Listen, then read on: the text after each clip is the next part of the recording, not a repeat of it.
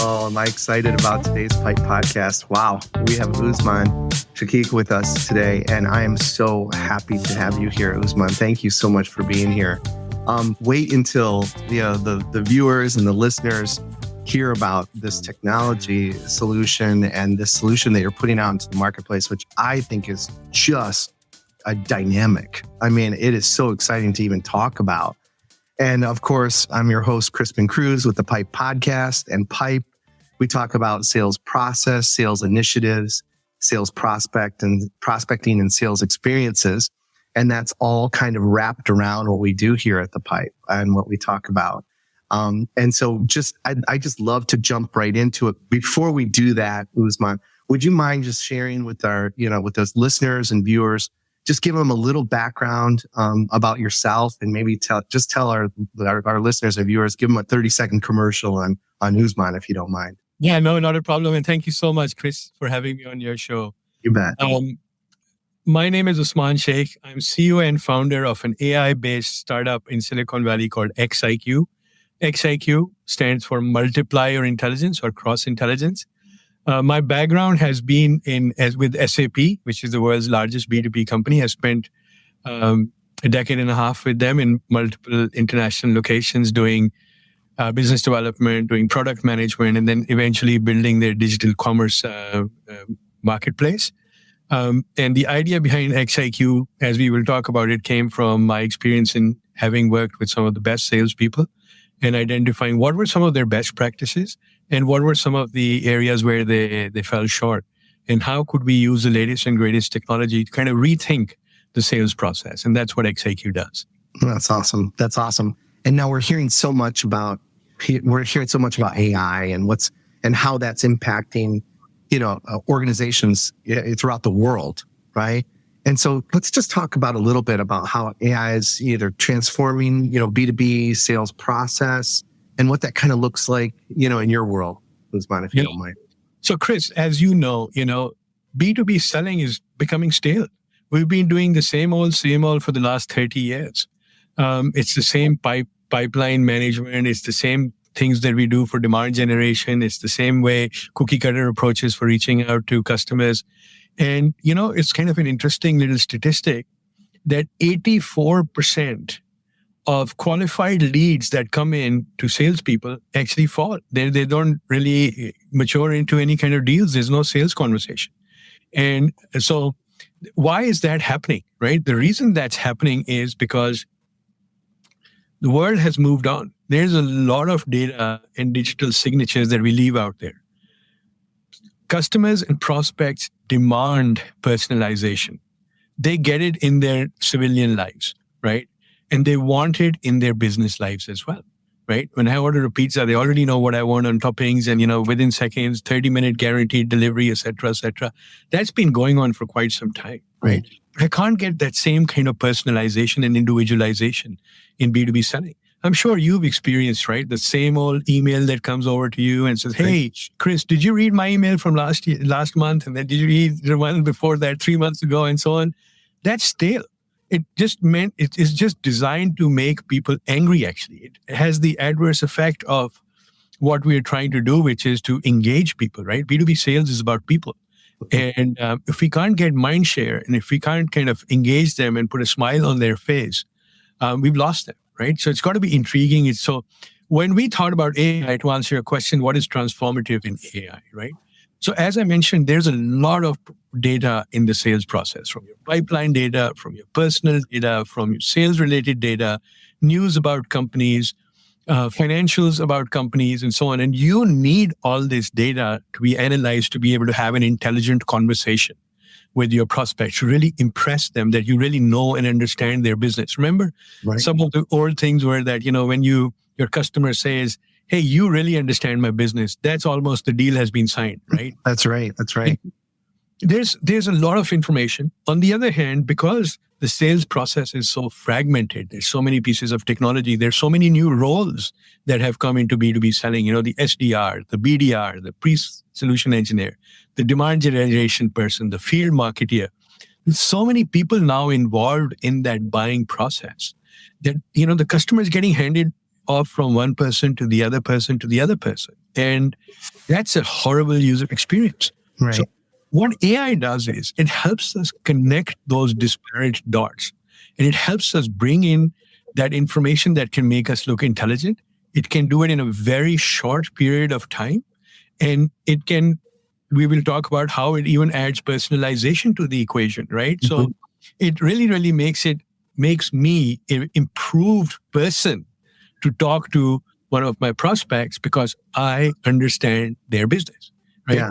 So AI is extremely transformative. Big data, analyzing it in microseconds, and then being able to produce insights that you can use in your traditional sales methodologies, right? The best practices that we've known.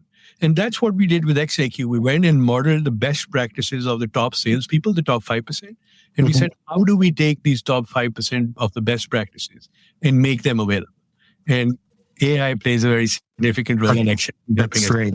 Well, let's talk about now in our training with Sales Arbiter, and even when we're out training, coaching, mentoring with clients and prospects, right?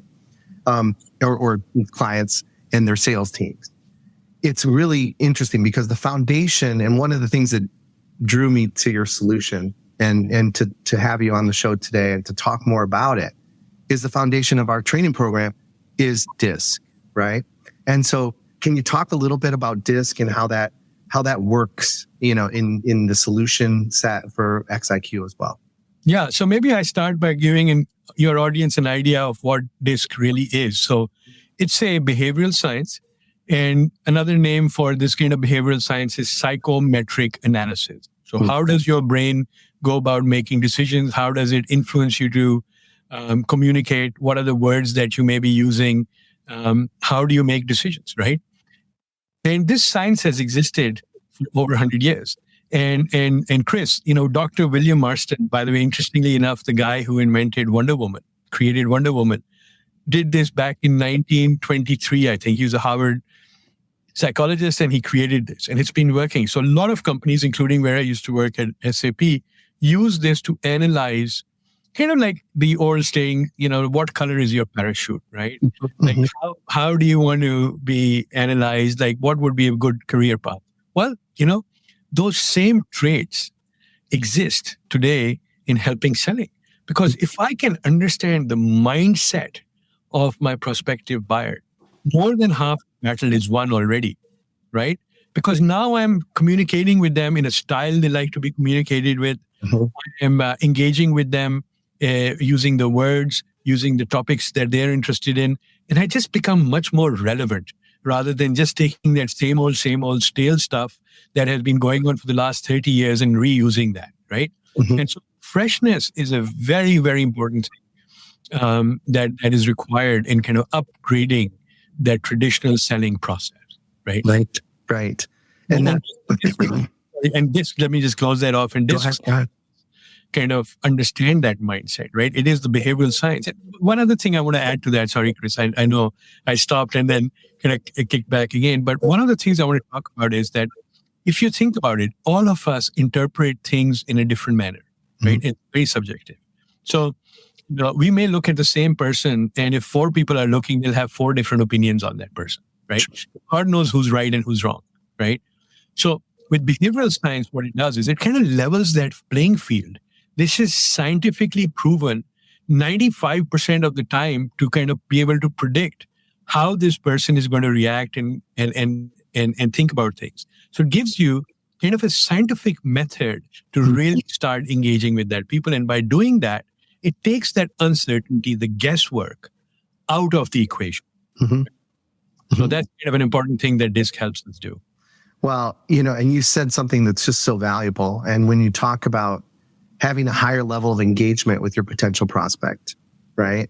And being able to do that because you're speaking their language, because what you're saying or writing or connecting with them in some way is it's connecting with them on a higher emotional level. And I think that's important, at least, and I don't know if you agree with that or not, but I think it's important because when we're out there and we're talking about sales and we're talking about when you're actually engaging with a prospect, whether it's through some mechanism like email voicemail or something there where you're not actually having a conversation like you and I are having right now, but you're hoping to lead to the point of having to have a conversation or connection with your prospect in this way.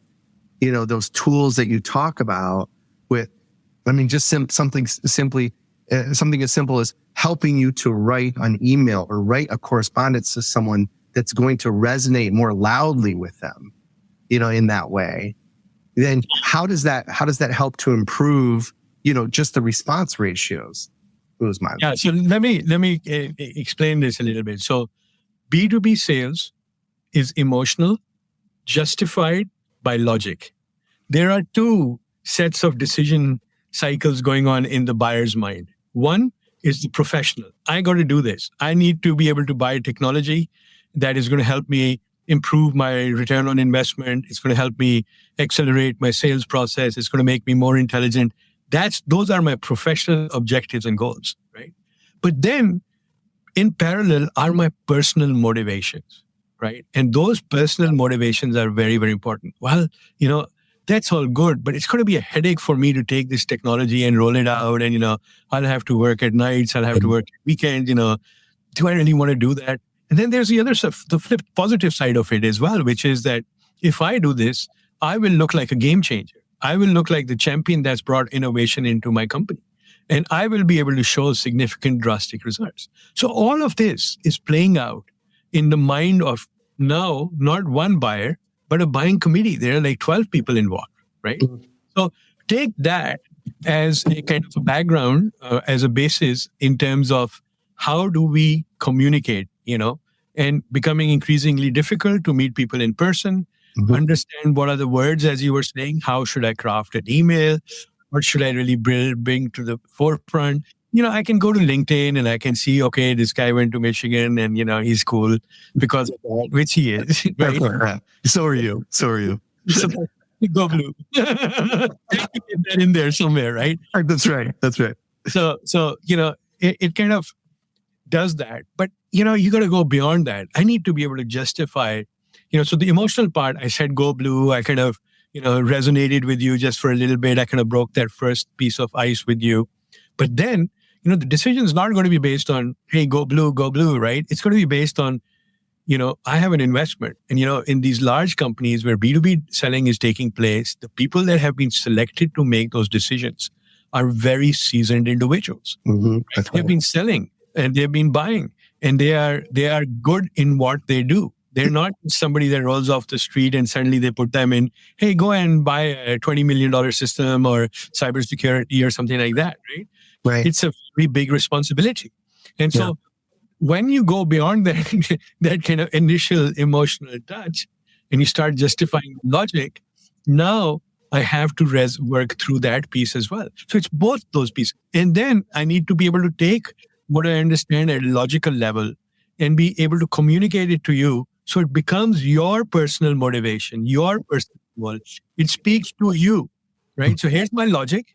And then it speaks to me to you that, hey, Usman or Chris, if you select this solution, it will make your life easier. It will look good, right? And by the way, it's good for the overall organization. It's good for your customers. All that kind of stuff has to start adding up, right?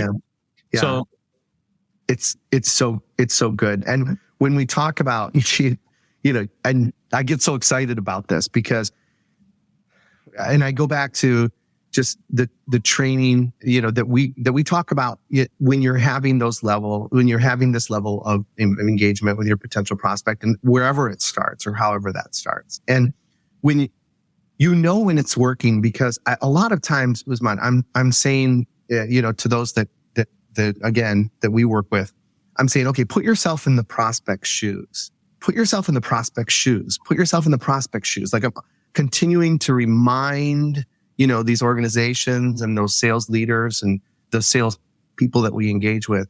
I'm saying, think about how you buy. Think about how you buy, right?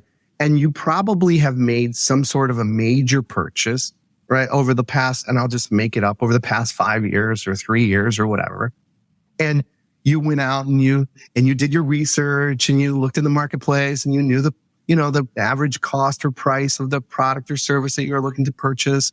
And you acted like a good prospect, right? Because all prospects have gone to prospect school and they know how to be a prospect. Like they're good at being prospects, right? And so they did all the research. And then when you met with the salesperson or the individual that was going to sell you the product or service, you lied to them because prospects lie and they lie all the time. And so, you did all that, right? You acted like a good prospect. But at the end of the day, you may have had two front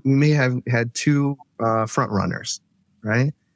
And at the end of the day, you made the decision and you may not even know why you did. You may just say to yourself, well, listen, Usman's product is kind of the same as this one in the marketplace. Usman's, pricing is kind of the same. I think they're both going to drive to the same potential, outcome. The solution is going to work pretty much the same. But man, there's just something about this company. There's just something about this guy that I just can't put my finger on.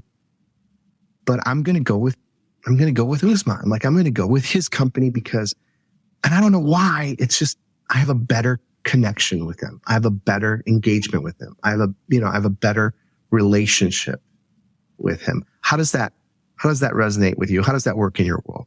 Oh, so perfectly, and you're in the sales world and you know how, unfortunately, a lot of the sellers have become very contrived. They like to use big buzzwords. They like to throw out a lot of things out there.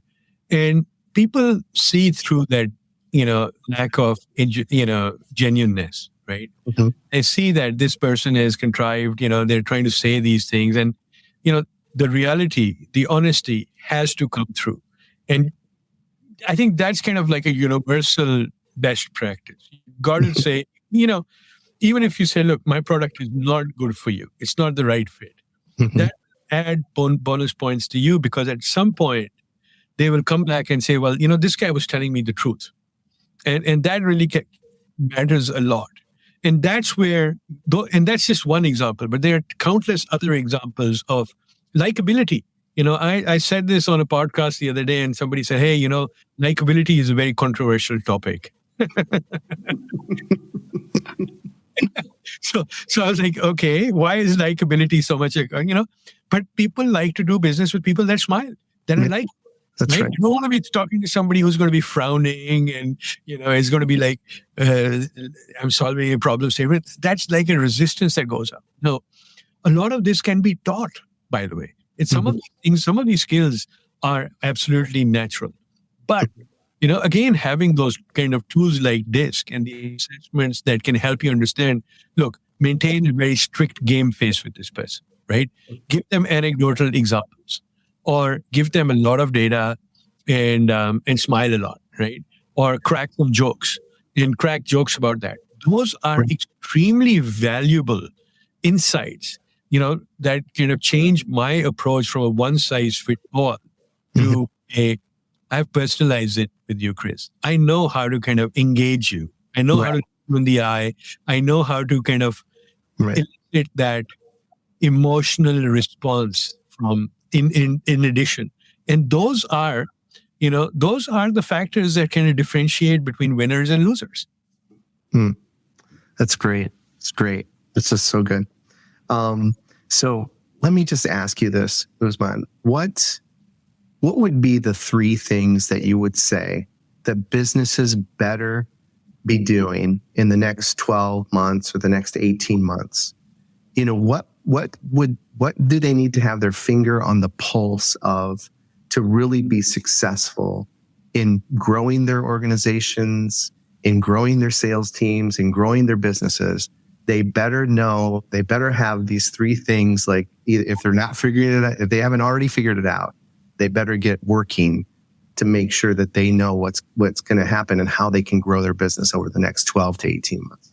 Yeah, it's a great question. So first of all, McKinsey just wrote a report about the state of generative AI in 2023 because this has really come out of the woodwork and just kind of taken over the world. And what they predicted was that on an annualized basis in B2B sales and marketing, generative AI is going to have a 1.2 trillion, not a billion, $1 trillion impact on productivity, right? That's huge. That's global economies. That's countries being built. Think about it. 1.2 trillion per year that comes out, right? And so what is the driver in that? And the driver in that is generative AI, right? So what do companies need to do to think about that? There's a lot of skepticism out there about AI, right? There's skepticism, oh, this is garbage. Well, think about it. It's literally been born 8 months ago, right? It's crawling, but it's already really, really good. The kind of emails that writes is gazillion times better than some of the people that are writing. I know that might not be a popular statement, but it is. Why? Because I'm getting that cookie cutter email, and I'm seeing even sometimes our own sales guys are taking the same cookie cutter approach and sending it out. And it just kind of annoys me, right? Why are you doing it when you have capabilities? We are not going to go back on AI. AI is here to stay. AI is not going to take your job. AI, think about AI, we like to call AI augmented intelligence, right? And what is the augmentation? It is analyzing all that data that's out there. So the clever, smart, progressive people, sales leaders, will see how they can channel this augmented intelligence to raise the game of their sales players, right? And kind of help them make better decisions, help them understand the mindset of their prospective buyers, custom tailor that approach. Literally, all the things that we've been talking and telling, the soft side of selling, which is really not the soft side of selling, it is actually selling, right? All those things are still pertinent. They're very, very pertinent, right? However, we have lost touch with those things, right? When I used to be at SAP, the statement used to be, you've got 2 eyes, 2 ears, and 1 mouth, and use them in that order, right? Right. The best sales guys are really, really like a fly on the wall. They never looked like those, flamboyant, charismatic guys that were, hey, how you doing, right? Walking in and kind of lighting up the room. And they were scoring the big deals, right? And that makes a lot of difference because it's really those best practices that need to be taught again, but in a new environment. And we've got a lot of things competing against us getting there. One of them is we've got to sell to 12 people in the buying committee, right? Second thing is that there's a lot of data. Everybody, all those 12, 15, 16 people want personalization. That's right. 3, I'm not going to be able to talk to them. 4, I'm dealing with about, on average, B2B sales makers deal with about 12 different technology solutions. I'm spending more time updating my CRM system and learning how to, look up contacts and how to, navigate through a particular platform than I am doing what I should be doing. So all of that is competing with your ability to sell. I read somewhere that it's like less than 28% of the sales maker's time is actually spent on selling. Right? Wow. Yeah. 72% of their time, they're doing non-value added updates, right? So we've taken the sellers away from selling. And not only have we done that, we've taken them away from, let's put it this way, the art of selling, right? And the art of selling today can be substantiated by AI because I can learn how to do a customized pitch based on knowing their personality, what are their opportunities. One of the things that we use in our platform when we go in and write an email is that we say, hey, what are Chris's personal motivations that will help him grow in his job? Think about that, right? This is very, very core, but it's a question that is very, very difficult to answer. But now AI can help us do that because it has many different reference points. It has a job description. It has your personality. It has your company. It has your industry. All of those are feeding into helping me understand what would be your motivation and your motivation. And then like, are you really a person that wants to succeed? Or you just want to go home alone for the ride, right? Right. And knowing those things is like super important. But we don't have time to gather. And then on top of that, we are virtual. I can't go into your office and see, hey, he has 2 daughters and then 1 son, and this is where he went to school and blah blah blah. All the things that in the old days the sales guys could go and check just to kind of help. What is your favorite sports team, what do you do over the weekends? Like, what are your hobbies? What flavor ice cream you like? Right. All those things. And that's what really makes the difference. I don't have time to do that. Well, AI can help you get to that, right? Yeah. So that's great. So let's talk about how now we do have some that watch the podcast, listen to it, engage, and they're true entrepreneurs, and maybe they have a few employees. They don't have like these big legions of employees, right? And they're small. I say they're small tactical companies, right? That are out there that are looking to grow and continuing to gain market share in their markets and their industries. How do you get started with AI? Like, what would you recommend that they do? Because I know a lot of your companies are more enterprise size companies, right?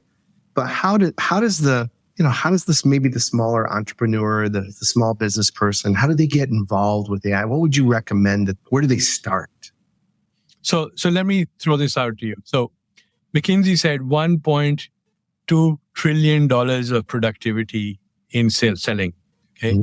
So what that means and what tools like ours do is there is no longer a requirement for small companies to behave like small companies. Why? Okay? It's my preparedness. Why should I be resigned to the fact that, my revenue is less than $100 million or $10 million or $5 million? Why can't I operate? As a matter of fact, that's what's really going to happen, right? It's going to take me up. And like we've been talking throughout, it's the personalization, it's being able to analyze the data, it's being able to take the insights. And today, it's at your fingertips. It really doesn't take that long to get, honestly, we do this every day. All our salespeople go from strategy, identifying what is the pain point, mapping our solutions, identifying who are the prospective buyers, what are conversations started with those buyers, how should I engage them, and then what are their personal motivations, right? And then we write, and we do this, believe it or not, in less than 10 minutes. Less than 10 minutes. Think about that, right? Yeah. We've got the SWOT analysis going. We've got all of that. And, the generative AI piece is taking all these things and has to do that. This is an unprecedented opportunity with AI.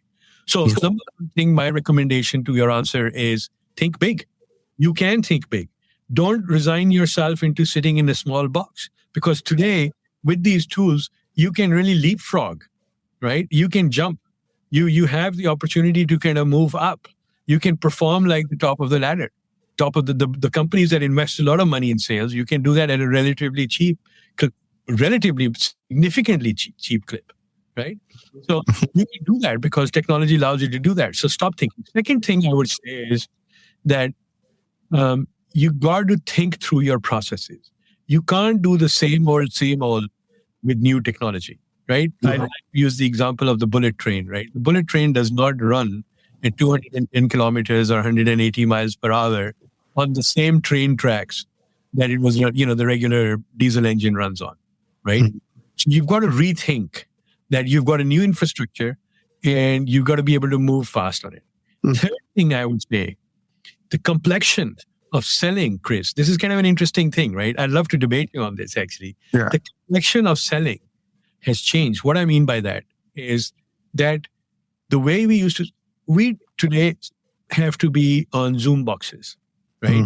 That's right. And a lot of people back in the pandemic days, a lot of seasoned sales guys resigned. They left sales. You know that, right? There's a big attrition still going on, by the way. Sure. And one of the complaints was, I don't want to be an inside salesperson. The rules had changed. You're not going to go play golf with them. You can't go play golf with them, right? And then the economics changed as well. Because you are not playing golf with them, and because you're not going to Las Vegas and partying with them, but your sales numbers were actually going up.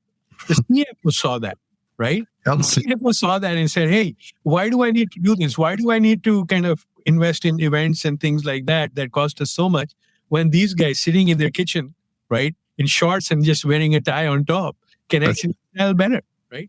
But the type of person that was succeeding changed as well. Right? And that's what I mean by the complexion of sales. It was those people that were much more savvy with technology, right? We have generations of people that are the TikTok generation, they're the Instagram generation. They live on video. They know how to communicate. They know how to convince, right? And they're really, really like television stars that are actually behaving, like stars on TV. Not everybody that's been in traditional selling will transition to that. A. Right. So the personality type is going to change. 2, due diligence has become, and data science, those two things have become a major part of sales, right? I talk to a lot of sales leaders and they say, look, Usman, I sit there and I'm wearing my data science hat and I'm looking at my pipeline and I'm looking at my customers and I'm analyzing them all over the place. Like, what is their profitability? I've got my data hat on. And then I have to switch from that data hat and go into my sales hat, right? And I have to put on my sales hat. That's become kind of second nature. So the person, think about this, right? The person that's going to be able to wear those 3 hats, right? Function in this virtual environment and connect, right? Second, be able to have the due diligence, right? And be able to conduct the due diligence in order to do that and be very comfortable with these tools is a different person than traditionally we've had in sales, right? So we're going to see a shift in that. Still, the rules of selling, people buy from people they trust and like. That will always universally be there, right? But who does that and who earns that trust will change. Yeah. Now, Usman, I added one to that. So people buy from people that they trust, that they like, and that are like them. So another piece that we talk about with the DISC and trying to, understand their behavior type and then trying to match and mirror that, or at least be recognized that you could make that prospect not okay by, if you're this high I behavior type, like sometimes I have to cage that I. Like if I'm in a selling event, I'm actually meeting with a potential prospect, right? And if they're a C behavior, if they're very analytical, or they're an S behavior type, I've got to ask lots of questions. I got to slow down my talk track. I got to do a lot of active listening. Like I have to be aware of the prospect's behavior so that I can lean into that, and not have this raging I behavior type come out that I just know is going to be like nails on a chalkboard, right? And so it's so interesting. Like I just love it. I love what you're doing. I think it's just bringing so much value and so much purpose and so much opportunity to those organizations that I'm sure that, you're serving with this and you're serving up, this solution to. And another reason why I was just so excited to have you on. Is there anything that we missed in the solution before we kind of pivot to, the Sales Arbiter 7 or anything else that you'd like the audience to know about as it pertains to XIQ and what you're doing, the remarkable, service that you're providing and the solution that you're providing in the marketplace today? Yeah, I think you're spot on, first of all. So I fully agree. What you just described in tempering down your I personality and how you engage with the studies, the S personalities versus the C personalities, I think that's spot on. However, to confine to the discipline of being able to, first of all, identify who is an ISC, right? That's, at this point, without a tool like XIQ, it's a little bit arbitrary. I know you coach people, right? But it is still 100 minds, 100 different interpretations. Yeah, so that's why the uncertainty and predictability comes by actually using behavioral science, which has a high degree of, not 100% accurate, but has a significantly higher accuracy in terms of predicting the personality type of the people. And then it coaches you on that, right? It coaches you in terms of how you should actually engage with that person, right? So fully agree with that. I, as a matter of fact, I think that's really, really a strong statement that you're making, and I think that's excellent. And again, a tool like ours just helps you kind of level that playing field, right? Take the guesswork out of that, and it's always there. It's on your mobile device, right? Right. So I could be walking into a meeting and somebody shows up that I don't know from before. In 30 seconds or less, I'm fully up to speed with who they are, what their role is, how I should actually engage with them, how much tempering I should do. So absolutely correct. it's almost unfair. It's almost unfair to those that are competing against you, because of just the information and data that you would have at your fingertips. It's amazing to me. So let's go ahead and move into the Sales Arbiter 7, if you're okay with that. So this is just one of those fun things that we do for our audience and those that are listening and watching. We get to know you a little differently, or get to know something about you that they didn't know before. And so I'd like to just go ahead and jump into those questions now, if you're okay with that. Please, let's do it. Great. So Usman, what is your favorite word? Yeah, I thought a lot about it, and I have a toss up between two. But I'll go with the one that I think is my favorite word. It's winning. Winning. I love winning, right? And I think it's all about winning. And my second word, I think that kind of is a building block towards winning, is empathy, right? You got to be able to understand who that is, but you got to be able to win. You got to be able to produce the results. And winning has so much positive fallout that it just sets the tables apart. And you got to have that winning mind frame, right? You got to have that winner's mind frame. Yep. And that's super, super important, I think. And especially in these times, when we really doubt a lot of things and we question a lot of things, winning becomes super, super important. Yeah. So let's pivot and say, what's your least favorite word? Again, two words. For me, hate is a really, really bad word. Okay. It just negates everything, right? And the second one I would say is can't, right? I can't do this, right? So you got to have the doer mindset, right? And you can't hating things, right? So you got to be a positive-minded individual on this one. Yeah, I love it. So what's something that could make your day? What's something that could make your day? So I love hearing about, my product. I love hearing about my company, but I like hearing things that are genuine. I can see through the fog of, people giving some contrived fake compliments. So, and again, it goes back to that winning mindset, right? So winning is what makes my day, right? If I close a deal on a certain day and I just feel really, really sure that I've just presented extremely well and, people understood what I'm saying, that just makes my day. That's good. So what's something that could ruin your day? Losing? No. Makes sense. Again, people that are complainers, they ruin my day, right? I don't like complainers. I think there's so much going on. There's so many things in our favor today that there's very little room for us to, these are again those things that our parents probably taught us back in the, from the 60s and 50s and, the positive mindset that comes along with that. So complainers ruin my day. Yeah, that's good. That's good. I like it. What's a noise or sound that you love? Yeah. Ka-ching? No. the register ringing in the background. I love it. I think, I like, I think that is, to be honest, very frankly, that is a sound that, or the gong going off when you close a deal. All of those are good things, good sounds that I look forward to hearing. That's good. What's a noise or sound that you hate? Whining. Right? I don't like people who are, why? You've got so many things going in it's just, just adding a lot of headwind against yourself. Yep. There you go. Take it out. You got to just go straight for the jugular, right? And I love it. Positivity. I love it. I'm picking up on a theme here, Usman. Nothing stopping. Nothing stopping you. I love it. I love it. What profession other than your own would you have liked to attempt? So this is a little bit of a cheating because, I had another profession. I actually studied architecture at University of Michigan. I'm still a huge design fan across the board.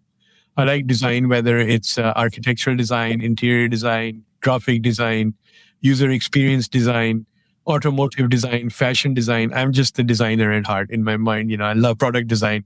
So, and by the way, I get to live that. I'm in as a CEO of a company where design is very paramount, how people engage and interact with our product, and get the satisfaction. Another thing that, I really like hearing is when people say, it's very intuitive.